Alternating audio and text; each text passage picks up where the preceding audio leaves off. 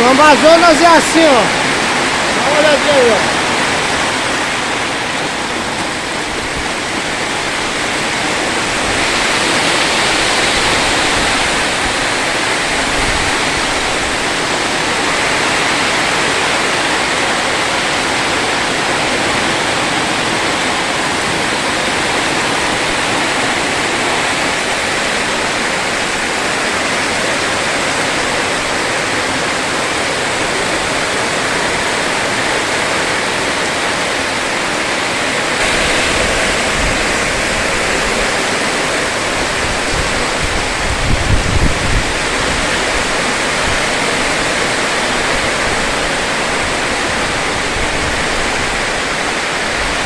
A minha terra é assim, ó.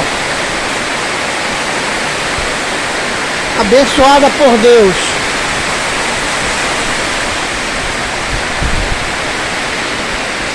Só o que tem de ruim aqui nessa terra é a formação do cidadão. Só isso. Mas é uma terra boa. Abençoada por Deus.